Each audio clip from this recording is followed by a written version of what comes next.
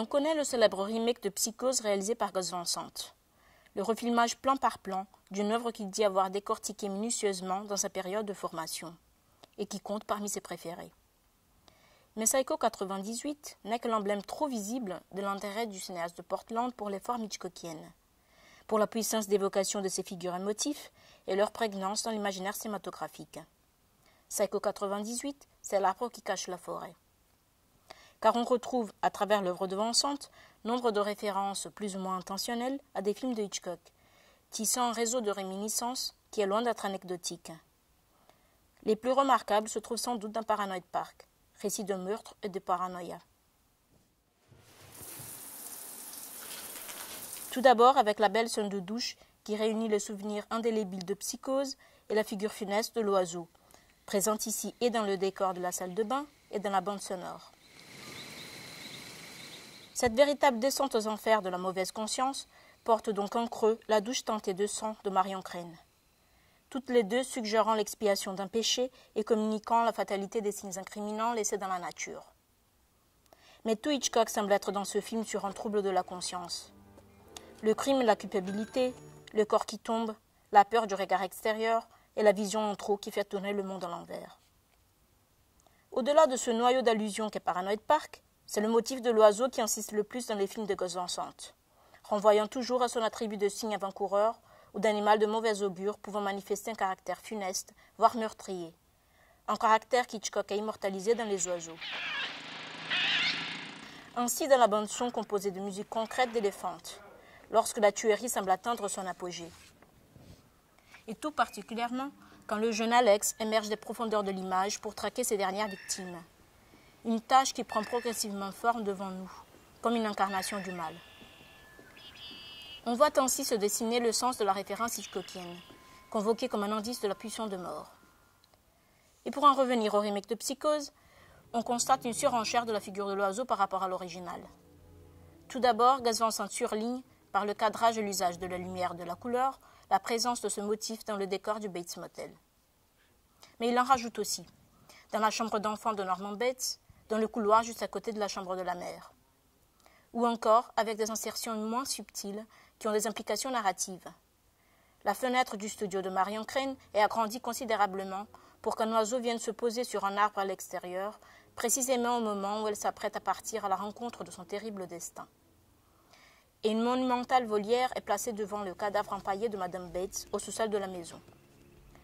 Situé vers la fin du film, l'ajout de cet élément à l'image, et surtout de la bande sonore, parachève l'évocation de l'oiseau comme porteur de qualités maléfiques. En amplifiant cet élément du Psychose original, Gus Van Sant fait montre d'une réflexion aiguë quant au réseau de figuration de la mort à l'intérieur même de l'œuvre du cinéaste anglais, devenu synonyme de la grande forme ludienne.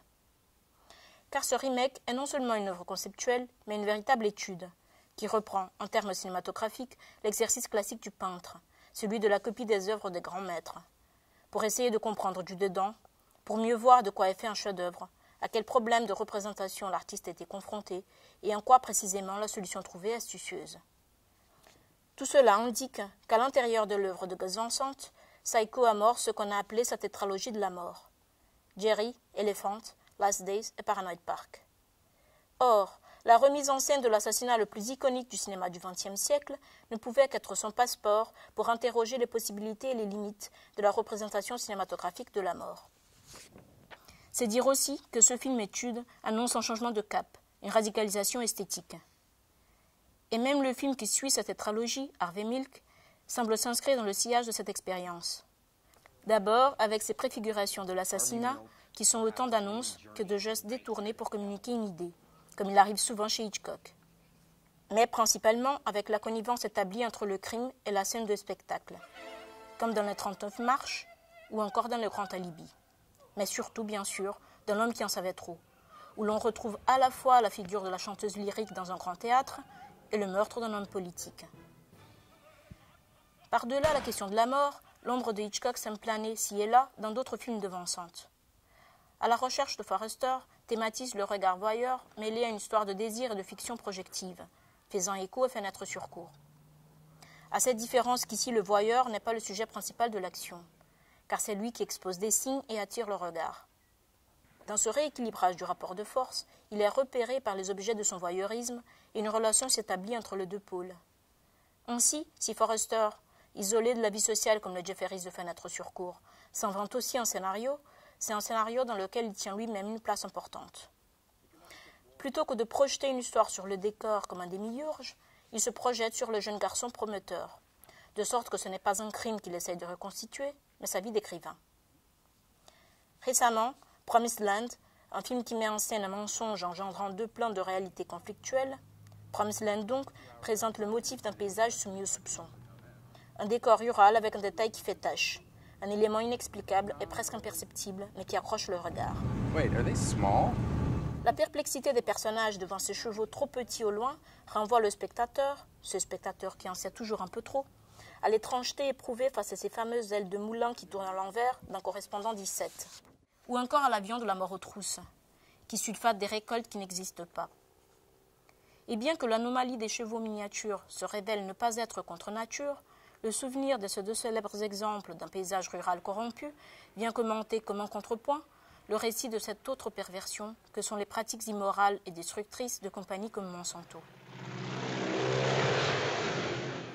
Hitchcock et Gus Van Sant, deux cinéastes que tout semblerait opposer.